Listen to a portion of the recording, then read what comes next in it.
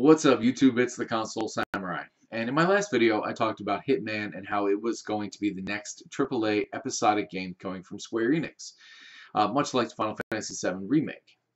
Well, much like Final Fantasy VII Remake, after the announcement that it was coming out as being episodic, fan hype died out quite a bit. A lot of people were not happy about Hitman coming out as episodic. But unlike the Final Fantasy VII Remake, there's not going to be a huge contingent of gamers who are going to keep it afloat no matter what. That's not to say that Hitman isn't a good franchise with a good fan base, but let's be honest, there is definitely going to be a significant number of fanboy and fangirl gamers who are going to keep the Final Fantasy VII Remake alive no matter what Square Enix does to it. And again, I'm not saying Final Fantasy VII Remake is going to be a bad game. Just, we don't know yet whether it's going to be good or bad. But there are people who it won't matter. They will still buy it in its entirety. And that's just that. That's how that's going to go. Now, the big question here is, why is Square Enix doing this? Well, there are a couple theories going around the internet as to why they're doing this. And some of them actually make sense. One of them, the one I personally think makes the most sense, they're treating this as a Kickstarter or a GoFundMe or early access. Very similar to all those models, where you buy the first episode and you fund the development of the second episode. You buy the second episode, you fund the development of the third, so on and so on and so on. It is very similar to early access, where you pay a little bit of money up front for a brand new indie game, and if the studio doesn't fold, which does happen from time to time, you'll get the game. And you might even get extra benefits, you might get a discount over the total price, so on and so forth. But the issue here is that we're talking Square Enix here. We're not talking an indie developer. We're not talking about some studio that's just getting off the ground and has really no startup capital and relies on the gaming community to kind of get their name out there. We're also not talking about new IPs. We're talking about very successful IPs. One of them being one of the most successful game franchises in history.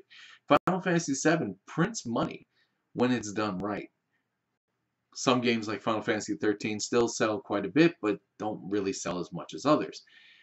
But the Final Fantasy franchise in and of itself is an incredibly successful franchise that really shouldn't need any more backing from the gaming community. And the same thing with Hitman, although it's not quite as successful.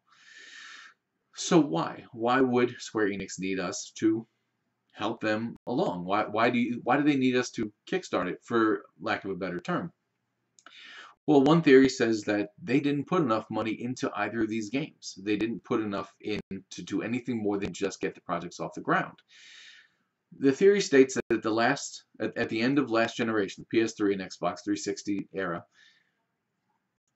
the developers, Square Enix being one of them, kind of saw that the lack of sales for PS3 games and Xbox 360 games and the hardware that goes with them, as well as Nintendo's hardware, was kind of tapering off quite a bit. And they kind of saw this as the end of the console market, when in all actuality, it probably was just this weird gray area where most of the people who already wanted a PlayStation, Xbox, or Nintendo console already had one. And the remainder, it was so close to the release of the next generation that they just held off. They didn't go ahead and buy the next generation, or they didn't buy the current generation because the next generation was about to come out. And why spend a couple $100s on something that's going to be obsolete in 6 to 9 months? So because of this, the developers, a lot of developers, Square Enix being one of them, kind of said, well, it's probably not going to be as successful. It looks like consoles drying up. So, excuse me. So maybe we should just go more toward PC-only games, and we should go toward free-to-play mobile games and things like that. Games such as Final Fantasy All the Bravest, which widely considered one of the worst Final Fantasy games, period, across all platforms. And it just goes to show, just because some companies can make a profit online or on mobile games doesn't mean that every company can. But that is one of the theories, is that they need the gamers to buy the episodes because they didn't put enough money in, because they didn't really have enough faith in these franchises and in the consoles and in gaming in general, because it looked like it was a drying market. But games such as Witcher 3 and Fallout 4 and other single-player entire game franchises or entire games that came out that were wildly successful last year have kind of made them see, well, maybe episodic isn't the way to do it. But at this point, it was too late. They'd already cut it into episodes. But that's one theory that I read, and I do actually think that that makes a lot of sense. And hopefully with seeing that Fallout 4 and Witcher 3 have been so successful, we won't have to deal with episodic games anymore. Because in all honesty, while I don't think episodic is the worst thing in the world, I'd still much rather buy a full game every time. But tell me what you think. What do you think about these theories as to why Square Enix is actually cutting these games into pieces? Do you think that the success of Fallout 4 and Witcher 3 and other games like them will actually help bring us back to the full game market? Or do you think that maybe this is the new standard for Square Enix?